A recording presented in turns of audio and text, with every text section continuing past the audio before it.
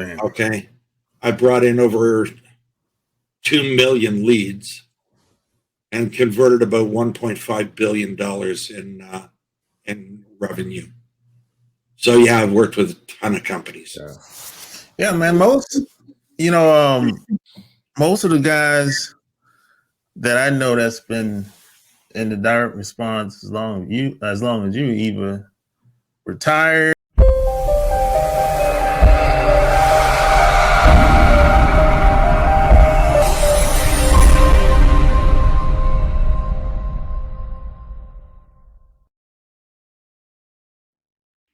This episode is brought to you by ERC, Employee Retention Credit. They specialize in getting money back for your business. Receive up to $26,000 per employee. It only takes 10 minutes to see if you qualify. Go to my website at lopezlassane.com, and on the top of my website, click the tab that says Get Money Back, or click the link in the bio. So don't wait on this. And the best part about this, it's absolutely free. No fees up front. You have nothing to lose. So go to my website or click the link in the bio and get started today. Welcome to another episode of the Online Marketing Secrets Podcast. I'm your host, Lopez. So like and share this episode and tell me what you think below.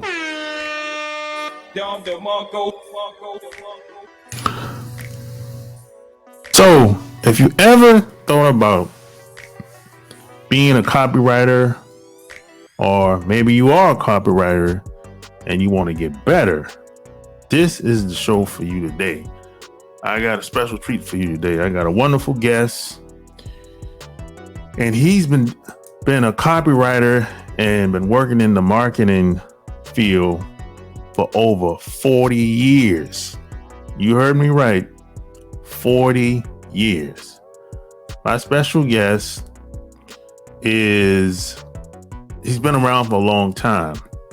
He's worked with some of the big brands like Bell, Tide, Coors, Chase Bank, Bank of America, Microsoft. And he's generated over $500 million in sales, over 7,000 marketing and sales campaigns, over 1 million leads. So he's been around for a long time. He's nationally recognized. He's a nationally recognized sales and marketing expert. He's held leadership positions in sales and marketing for over 40 years with big brands. Just like I said, he's worked with startups. He's passionate about leadership and marketing strategies that deliver customer value and business concepts and impact. My special guest today is Randy Crane. Welcome to the show. Well, do you remember those? Yeah. Yeah. Well, I placed those little ads in the back in the classified ads. Yeah. Okay, and do direct response marketing. And man, I'll tell you, some of the best money I ever made, because people would send cash through the postal service, right? Yeah. Yeah. So I'd go in and I'd go in every day and unload my mailbox, and there'd be like $1,500 in there. And of course, in 1990, I'm thinking to myself, "Oh my God, I'm a millionaire!" Yeah, I used to place ads like that when I was in the direct sales. Yeah. MLM. Yeah. MLM, I did that too. Yeah, Amway. Man, those were the good old days, man. Well, you know what? I mean, I did Amway, and I did back in the 80s, and I did really well. I made really great money in it. Yeah. And Amway. How did you get started? What, in Amway? No, in direct response. In direct response, what happened was I bought a book. And actually, I didn't even buy it. My father gave it to me as a birthday gift when I was like 14 or 15 years old. And it was one of Dan Kennedy's books, Magnetic Marketing. Oh, yeah. And so I got one of the original copies of it. And so I read the book, and he said in the book, one of the easiest ways to make money is to place ads. And so I turned around. He gave a list. He said, you know, you can contact National Enquirer, contact the Globe, contact the National. And I did. And, you know, they told me it was going to cost, I think back then it was something like $60 for an ad. And I didn't have $60. And so I had to wait and work and save my $60, and I sent it in. And when I did that, and what I was marketing was hand tools for the garden. Oh, okay. Okay. And there was a guy I knew, and he was importing them from Poland. So he said to me, do you want these things? I said, yeah. I said, how much are they? He says, well, he says, I can sell them to you for $1 for all 3 pieces.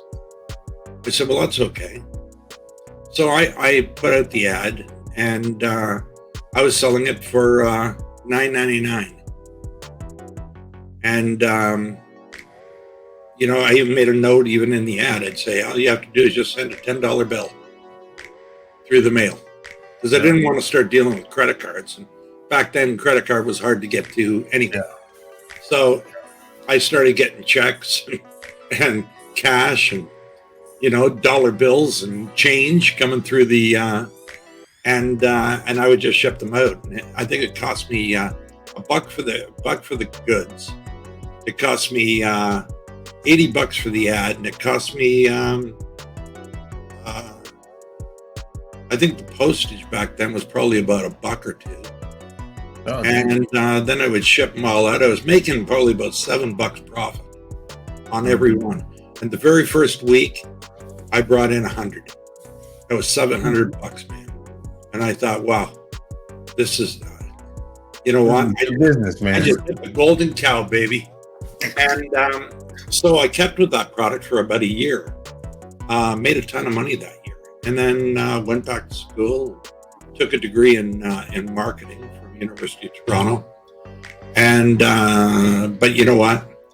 At my age, I can tell you firsthand, education, if I knew then what I know now, I don't know whether I would have done it.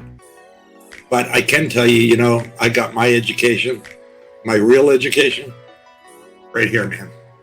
Yeah. In the real world. Yeah. Okay. How did you even know? How did you have the confidence that you could even do it? You know what? When I first sold my first product and I saw all that money and I wrote a simple ad, like, I mean, it was like simple, and I mean stupid simple. Okay. When I wrote that first ad and I saw that money coming in, I thought, yeah, man, this is what I want to do. I like doing this. And I started writing more ads. I got into the National, got into the Globe, People magazine. I did some stuff with that. I did some stuff with Us magazine, you know, stuff like that. I did, you know, to be honest with you, I didn't do real well on those, but on the rag mags, I used to do real well. Okay. So I got into that. I went back to school. I got a degree in marketing, came out of school, and I took it because my sales experience wasn't as good as what I wanted. I took a job working for Goldman Sachs. And I became a stockbroker. How was that? You know, I got a great story for you on that. I mean, when I went for the job, and it was just like a minimum, where they started to be a minimum wage. I think it was like $5 an hour or something. And they would put you into a room, like a training room. There'd be this guy up at the front. He'd sit there, and maybe about 10 or 15 people in the room. And he'd go like this. He'd put his hand up to his ear, and he would talk to people that weren't there, right? So he'd say, oh, hi, Mr. Jones. How are you today? And this is me from Goldman Sachs, and this is what we do, and blah, blah, blah, blah, blah. And he would answer objections to nobody, because obviously nobody's on the other end of the phone, right? And then after about an hour, there would be a bell ring. And that was everybody's note to go to the desk. So we all go to our desk, and it was an empty desk. And the only thing on top of the desk was a page out of the white pages, a magic marker so you could scratch off the names as you call them, and a rotary dial telephone. And so we would sit there, and we would make call after call after call. So, you dial the number. Okay. So we would do this all day long. Anyways, I finally got a lady on the phone and started talking to her about she's a nice little old lady. I still remember her. And she said, "No, dear, I don't think I'm too old to make investments." I said, "Okay." So the guy who was on the floor manager comes over. He says, "What's the matter with you, boy?" And I said, "Well, she's an old lady. She didn't have any money. You should have closed her anyway. Something's better than nothing." And I'm thinking, wow. So this went on. And every day this guy walks around and he just says, get on the phone. You're not making commission sitting there not making calls, And he would do this stuff. He just I just hated the guy. Yeah, you get tired of it after a while. Oh, yeah. You know what? I mean, it's funny. I said to somebody the other day, I said, there's nothing worse than working with somebody you can't stand. Oh, man. I mean, that'll drain the life right out of you. So the guy turns around. So eventually I get this guy on the phone. He says, "You know what? I'm on the phone with him and I'm talking to him. And, he's telling me about his life and he's telling me, and I sold the guy for 150 grand on an investment." Very good. Get off the phone. And the guy who walks around the floor, he says, "Well, what clothes did you use? Did you hard close him?" I said, "No." He said, "Well, why did he buy from me?" I said, "Because he liked me. He said he trusted me." He said, "Well, that's no reason to buy." And then I started thinking to myself, you know what? I'd done it your way for 3 months and haven't gotten anywhere. Okay, I did it my way. Because you know what? I want to be nice to people. I mean, if you got to kill them to close it, it's not worth it. Yeah. And this is a process that came out of the 80s. Yeah. And and it's so prevalent in today's market. Like you see it all the time. Yeah. Open its head up. And that's why I've always said to people, and even when I go into big corporations now, I'll say, look, people don't buy because you force their hand. Because when you force their hand, you're going to walk out of the door and the guy's going to cancel the order. Okay? That's simple as that. But if you work that customer properly and you treat them with respect and you enjoy the conversation and you become a friend to them, they're going to buy from you, not only once, twice, or 3 times. They're going to continue. I have customers that have been with me since 1998. Damn. Oh, yeah. Good, man. The one thing I will say is my clients stick around with me. You know what? I don't normally go out searching for business because I have enough of my own clients. And I think that's really what the big thing that I want to tell people is that, don't look for those one-time hit. Give me the money. Okay. Build a relationship with your customers. And if you do a good job, your customers will stick around. Okay. And I think that's a huge factor. So I'm a big believer in delivering what I promise. Okay. I say I mean what I say, and I deliver what I promise. I think that's, I see this in marketing all the time. People, they turn around, they make promises that they're really not sure they can keep. Yep. I'm a big believer that, you know what? Hey, if I do the job, you're going to get results. Yeah. Okay. And it doesn't matter whether it's a book, or it's a movie, or it's a rock band, okay, or you're selling biscuits on the side of the road. It doesn't matter to me, okay. But I think honesty and integrity is probably one of the most important things as a marketer you can have. Yeah, I had a guy tell me like 20 years ago. He said the best thing you can do in business is be honest and have integrity. Oh, that's the best thing you can do. and don't get me wrong. I mean, you don't go through 65 years without pissing a few people off over the years. Oh yeah. And some people it happens to by accident. Some people it happens to on purpose. Whatever the case is, this is just life. Yeah. Okay. But if you maintain yourself as an honest person and you have integrity, so if the customer didn't get the right results from you, maybe you do a little extra for the guy. Don't pitch them the next time around. Say, hey, listen, give me more money and we'll do it again. And, I don't think that's right. Yeah. Deliver what you promise, because I think that's a big thing for me. Yeah. So what areas have you worked in as far as different professions, different industries? Well, since 1981, I think I've been in marketing. Oh, that's over 40 years. 43 years, sir. Yeah. 43 years. And I just turned 64 this year. And just to let you know, man, I'm just getting going. See, that's what I'm talking about. That's what I like to hear. Absolutely. And I will tell you, though, but I have worked in a lot of industries. As I told you, I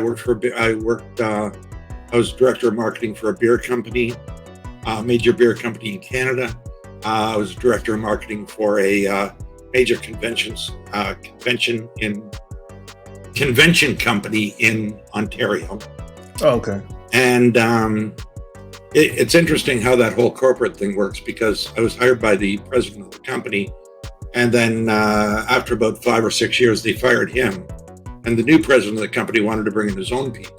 Mm-hmm. So they got rid of me too. And so after that's usually how that goes. It's exactly how it goes. So after that, I decided that, you know what, if I'm going to get canned, it'll be better off to do it myself. So after that, I got into, I guess it was around early 1990s, I got into my own business. And I've been doing it ever since. I've been working with companies. I like to think I've worked with some large companies over the years, Konica, Minolta. I've worked with Salesforce. I've worked with Ben & Jerry's. I've done independent marketing for them. Home Depot. But then on the most part, though, I like to stick with companies where I've got a little bit more control. Okay. And when I say control, you know, Sharon mentioned on your podcast a couple of weeks ago, you know, one of the biggest problems is that everybody's got to have their nose into what you're doing. You got to have 100,000 approvals before anything gets done. Yeah. And actually, she's absolutely right. You don't take on a company like Home Depot or any of those companies and expect to get paid in a month. Okay, You're looking at a year down the road before that happens. So I tend to stick to companies that are small to medium size. Okay. Now, when I say small companies, I'm, 10, 20 employees. Medium-sized company, anywhere between 100 to 300 employees is a good number. But I also do work with, small micro businesses. I like doing those. Okay. Just working with an individual, and because when they get results, they're excited about it. Oh my God, you know what? We just had a view on our Facebook page. And of course, you know what? I love that stuff, right? So, Oh, you actually like it? yeah, absolutely. Okay. I do. And you know what? The nice part about it is that their expectations of you grow with the program. Yeah. And, one of the reasons why I think my clients stick around so long is because, you know what? I try to bring them more and more value to what they're doing. So, yeah, I mean, as far as industries are concerned, I mean, man, I've done over 5,000 marketing campaigns in my career. Man. Okay. I brought in over 2 million leads and converted about $1.5 billion in revenue. So, yeah, I've worked with a ton of companies. Yeah, man, most of the guys that I know that's been in the direct response as long as you either retired or gone, so what makes you want to still stick around and still keep doing this? Well, I'm glad you asked that question, Lopez, because what happened was I took sick about 7 years ago. Oh, okay. And I started having seizures. Oh, damn. Yeah, I know, it's really bad. And so I went to my doctor, and my doctor said to me, he says, well, here, take this medication and come back and see me in a month. I said, okay. So I went down to the Walmart, went to the prescription counter, got the pills, went home, took all the pills, came back a month later, I'm still having seizures.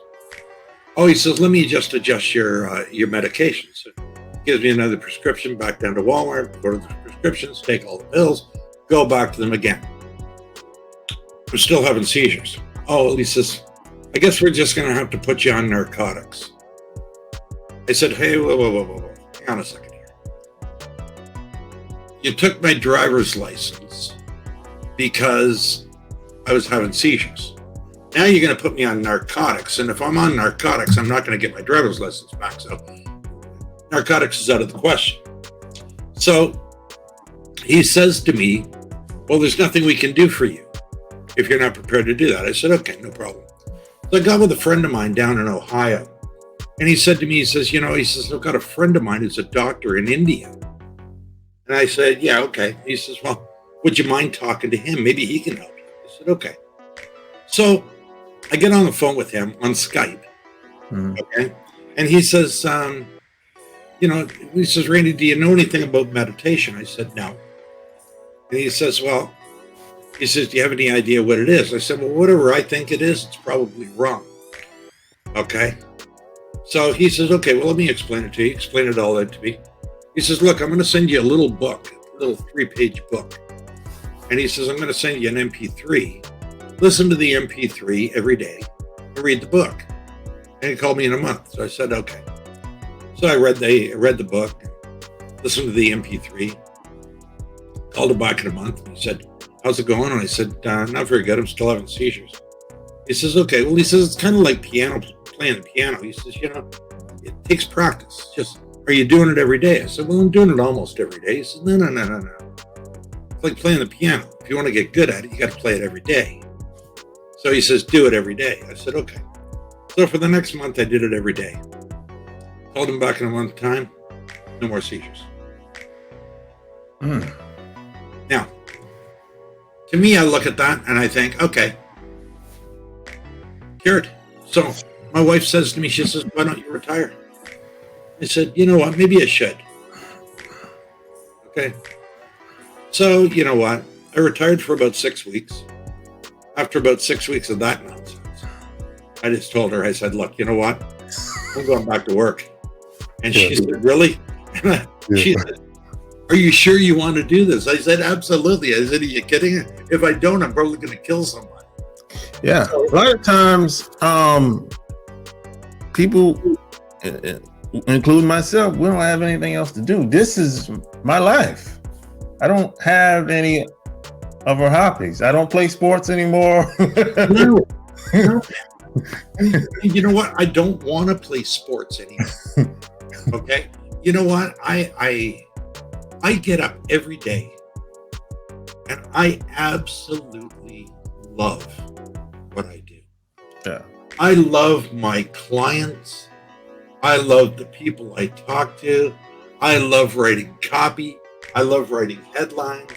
I like doing videos. I love this stuff. Yeah. So if I love it so much, why should I stop? Exactly. That's how I feel. Absolutely. Yeah. You know, and if you can wake up every day of your life and thank God for a great life, you're ahead of the game. Oh yeah. Look, you and I both have all kinds of friends that absolutely hate what they do. Oh yeah.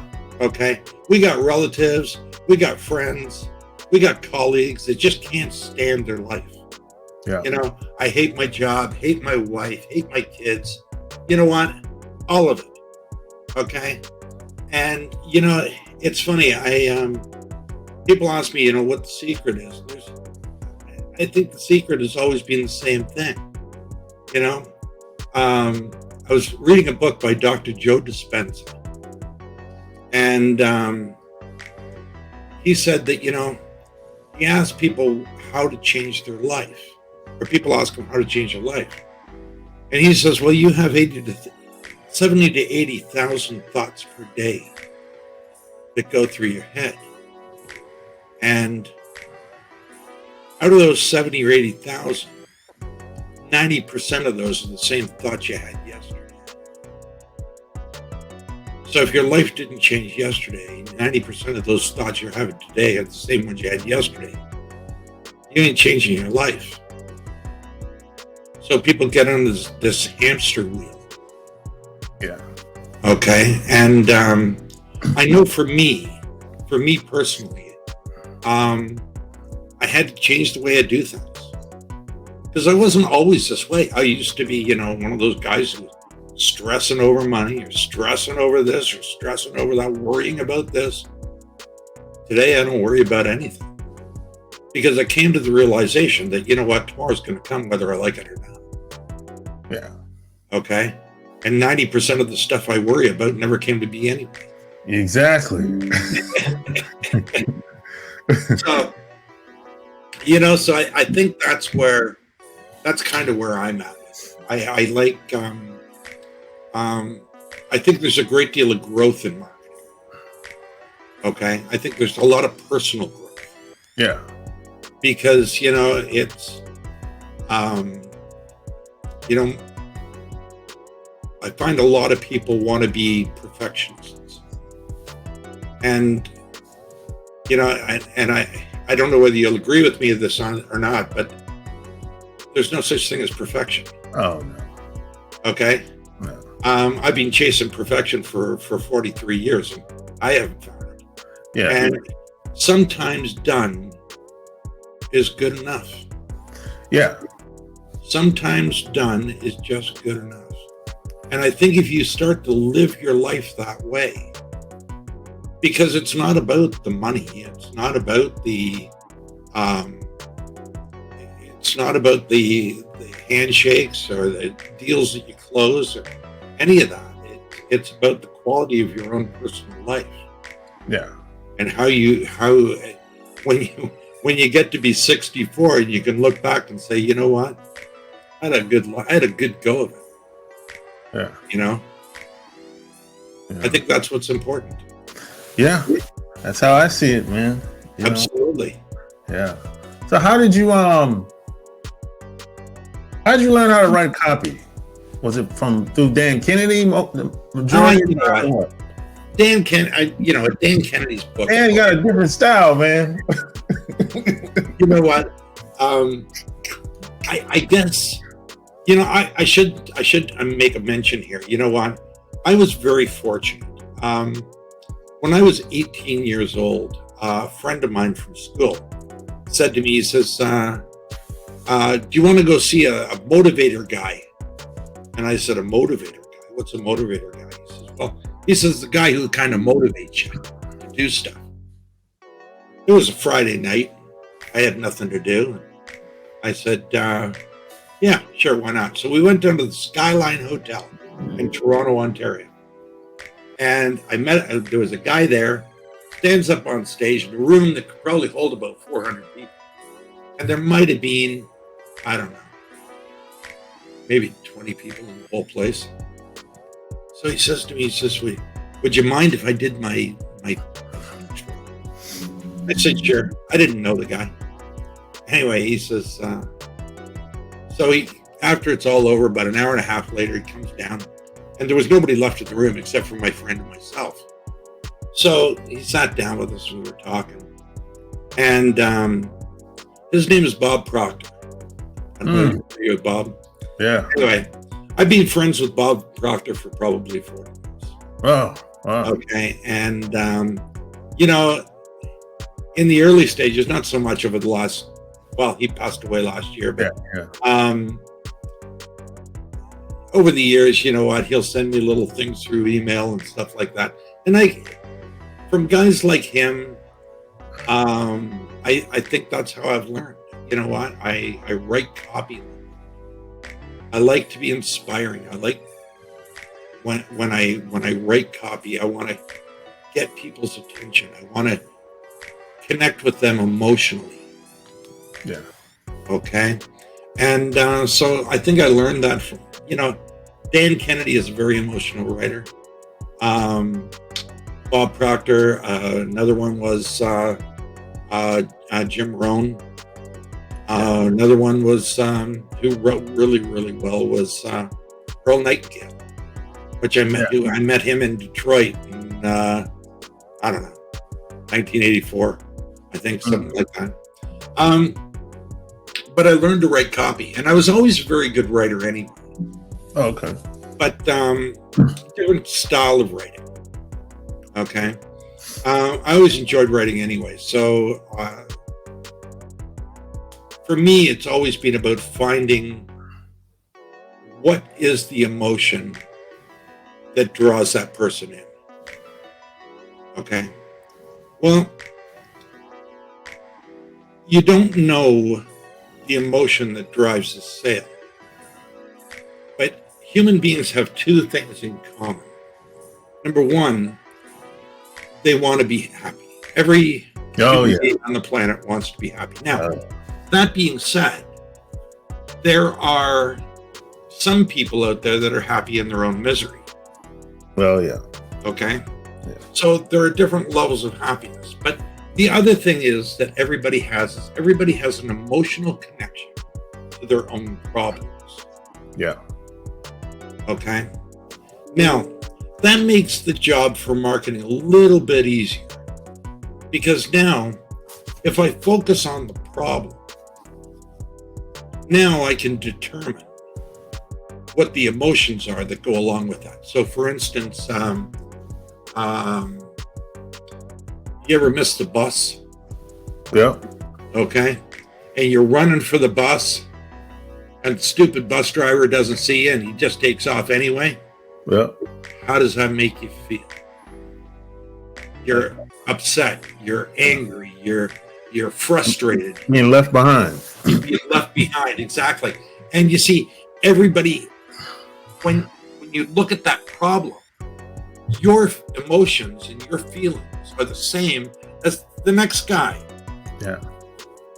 Okay, now, when you when you're mowing the lawn, and all of a sudden the motor conks out, okay, and you got a half mowed lawn, and how does that make you feel? Now you're angry at the lawnmower. You're thinking, oh my God, how am I going to get this done? Everybody has the emotions you feel are the same ones that your neighbor feels. Yeah. The same ones that I feel. Okay? So isolating the problem is the first step in marketing. Isolate what the problem is. So if you've got a sales funnel that isn't working, okay, or you have, let's say your dishwasher's not working, how does that make you feel? Okay, so the problem is the dishwasher's not working. Okay, Now, if I have a solution for that, now what I can do is I can measure on one side of the screen, I can measure the problem and what those feelings are. Okay? On the other side, I can measure the solution and what those feelings are. So, coming back to the story of the bus, if you were running for the bus and you managed, the guy did stop and he did let you on, how would that make you feel? That's relief. You feel relief. You feel good, right? Everybody feels the same way. So what I'm saying is on this side of the screen, now we have solutions. So by isolating the problem and the solution, problems that your customers have, and the solutions that you can achieve for them, and you know what those emotional triggers are, now you write your copy with those emotional triggers built in. Because it doesn't matter whether it's your lawnmower, my lawnmower, or some lawnmower in Florida. Okay? Everybody feels the same way. Yeah. And that's what I do. That's just my system. I isolate the problem, figure out the emotions. Isolate the solutions, figure out the emotions. Okay? And when you do that, when you start to write copy, now you're writing copy that talks directly to that person. So in something a little bit more real world, we're talking about a piece of software. Okay? And I need a piece of software that can do databasing. Yeah. Well, okay, so you're a salesman and you've got a databasing program that I can use. Okay? If you know what my problem is, that's the thing you're going to focus on. Yep. I need databasing. Now, your software may do 1,000 other things, but I don't care about those other 1,000. I only care about this one problem. If you can solve this for me, I'm going to buy it. Okay? How does that make me feel? Good. Yeah, absolutely. I'm feeling great. I'm top of the world now. And I don't have a problem in buying the product now because you're solving my problem. See, most people think it's about the money. It's not about the money. Oh, no. It's solving a significant problem. Yeah. That needs to be addressed in someone's life. So how do you know the problem? Ask questions. Ask questions. You know, talk to your customer. Ask them questions. And if you're on social media, don't be afraid to ask questions there. People will answer. Yeah. Hey, what do you think about marketplace versus back in the day versus today? What's the big? What are some of the biggest differences in your opinion? That's a great question. I think today, you know, it's funny. I've thought about this a lot, and I've really never really come up with an answer for it. I know that from where I sit, I was there when advertising was at the highest point. You know, TV, radio, newspapers, magazines. I mean, it was flying high. And then I was there when it crashed. And then I was there also when the digital world started to rise.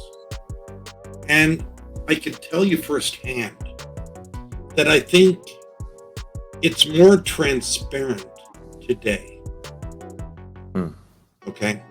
And what I mean by that is, you know, back in the 80s and 70s, you know, you could put an ad out, and if people liked the ad, they would just buy it. Yeah. Okay. Yeah. Today, social media has made that. It's basically moved us back to the 1930s. And when I say that, in the 1930s, if I bought a tractor and I had my tractor and you were the farmer down the street, you'd come up to me and say, "Hey, Randy, how do you like your new John Deere tractor?" I'd say, "Oh my God, Yeah. Lopez, this thing is just fantastic. And it does this, and that. And you would get your recommendation from me. Yeah. Then we went through that whole era where nobody did that. And that was from the 50s through to probably the 90s, late 90s. And then we hit the social media world. And in social media, I'm just finishing a new website. On my website, I've got, I don't know, I think 30 plus testimonials and reviews about my work. And because those testimonials and reviews that people want to see, they don't want to be the first guy to say, hey, I'm going to work with you. They want the recommendations from other people. They want to see that there's a history of people. So what do I think is different? I think today people are very much more targeted on what their needs are. Like I said, I ran a bridal magazine back in the 80s, and people would just put $10 in an envelope and send it to me. Okay. Today, that doesn't happen the same way. Yeah. So I think people are, I don't think people are more cynical. I just think people are more thorough. That's probably a better word, thorough, than they were back in the 80s. Yeah, I think people today, they take more time to look for what they want today. They do. There are two ways. There are two ways to buy and sell. One is commodity selling. Okay, and commodity selling is where you go to Amazon and it's a race to the bottom. Hey, I want to buy a new camera. So I look at all the cameras. I decide I like Canon, and then I look to find the cheapest Canon I can find. So it's always a race to the bottom when you're doing commodity selling. On the other hand, too, when you're doing interruption selling is where you present something that somebody may not be looking for. Okay, so then it gives you the opportunity to actually sell your product. I tend to lead more towards interruption selling. I like that better. I'm not a big lover of the whole Amazon process, although I will tell you, it's probably because I don't know that much. Okay, so I'm sure there are guys, I know there are guys out there that have made millions on it. Okay, but I just don't have to be one of those people. I don't specialize in Amazon. Me either. It takes a lot of time and money to do what Amazon does. You know what? I did work with a company and I did help them get set up on Amazon. Yeah. And I just couldn't believe the hoops you have to jump through. Yeah, they have a lot of restrictions. Wow. Do they ever? Absolutely. Yeah. So I know you meet people all the time. I do. And they'll say, hey, I got this product. I got this business. How do I get out there? How do I promote it? What do you say to them? You know what? Who do you want to sell to? Who do you want to sell to? There's an old saying in sales and marketing, and that is, if you want to sell everybody, you'll never sell anyone. Yeah. Okay? Don't try to sell everybody. Try to sell a niche. And if you can go, and I think it was Russell Brunson that said, or was it? Yeah, I think it was him that mentioned it. That it was, don't swim in the red ocean. The red ocean being everybody. Swim in the blue ocean, which is a smaller group. Swim in the pink ocean, smaller. The green ocean, smaller. The yellow ocean, even smaller. The smaller you can get your niche. Don't worry about the people you don't sell. Be concerned about the ones you do. Yeah. Smaller the niche, the more attractive you become. Okay? for me, there's no sense in me trying to go marketing to my services to hockey players or to women in old age homes. That's part of the red ocean. But I market down to a very, very small group. And I find new people all the time. And they float their way into my group. And that's what you want. Find out what the problem that you solve it. And this comes back down to a great elevator pitch. Okay? Figure out your elevator pitch. Your elevator pitch shouldn't be about you. It should be about everybody else but you. Figure out what the problem you solve. How do you solve it? Simple as that. My name is Randy Crane, and I help companies land clients faster than they can possibly imagine. That's my elevator pitch, guys. And it's simple, but it makes them want to sit up, take notice, and want to hear more. When you build a system like that for yourself, you know what the problems that you want. What is the problem you want to solve? And then how do you solve it? And if you do that, you can put that into every single bit of marketing that you do. Every single bit of marketing that you do. Figure out the problem that you solve and then show them how you solve it. And that's it. So that would be the best advice I could give people. Start with the problem. Believe me, it doesn't matter one thing that all human beings have in common. They all have problems. So today, who's your, ideal client? My ideal client. My ideal client is middle of the road, medium-sized company, maybe 20, 30 employees.